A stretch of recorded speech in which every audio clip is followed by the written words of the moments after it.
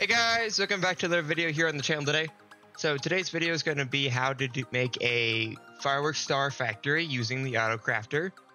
As you can see behind me, we have the main function which tells you how many items you have in your crafter, what functions you can do, the output, and then you also have another section for all the rocket effects and then another section for the color. Now, granted, you can expand the color as many as you want to, you can add as many colors as you want to. You might just have to change up your item transportation system a little bit. Yeah, guys, let's get into it, shall we? And for supplies, your supplies will be right here.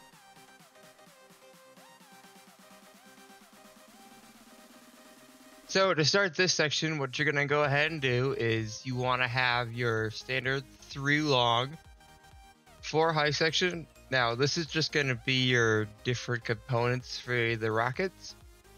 And then give it a space, or you could just put a pillar right here.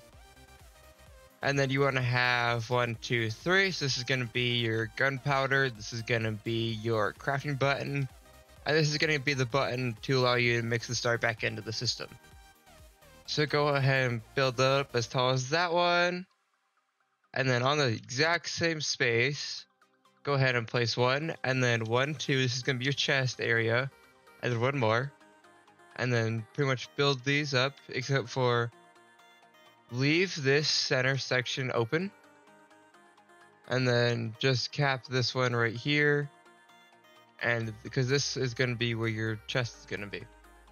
Then you can either leave this open or you can put a pillar here. Then 3 more, and this is going to be your color side. And then once you have it done, you can either, again, add more pillars, or just leave it blank. What you're gonna need to go ahead and do is go ahead and put in all your item frames once you got this basic outline in. One thing that I did for mine was, for these, I went ahead and put in a lamp underneath each item frame. So then go ahead and do this.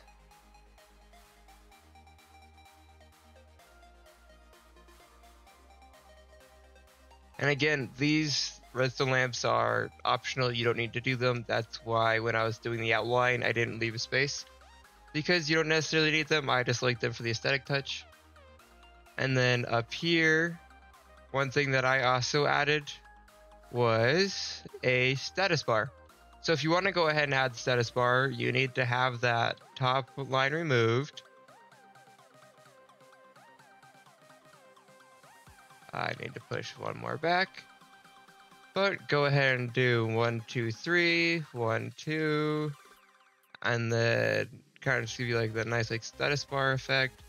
And then fill the back of this with redstone lamps. And that gives you the status bar effect right there. And then once you got that done, go into here, and I just went ahead and have my chest one back behind the wall. Because this is stairs, this is stairs, this is a stone wall, this is a wall, it kind of like an aesthetic. Plus it allows for 1 less hopper later on in the system.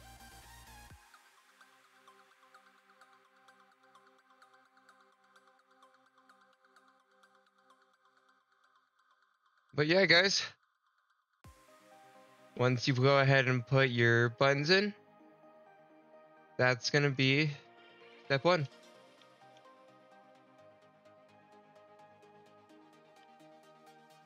Okay, guys, so for step number 2, it's just going to be more front end stuff. We won't get to the back end redstone till step 3. But for step 2, go ahead and fill in all your item frames. I did that backwards. Now, it doesn't necessarily matter which order these are in, as long as you can correspond your back end with your front end. And before you ask, yes, you can get mob heads, not a player head, but you can get mob heads in survival. Also, sorry if my nose sounds stuffy. I've had a stuffy nose for the past couple weeks. Okay, and then the reason I went ahead and did this is because I felt like the mace being a hammer was fitting for crafting, and then this looks like mixing.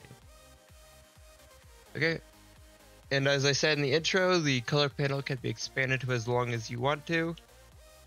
Just be careful with item transportation.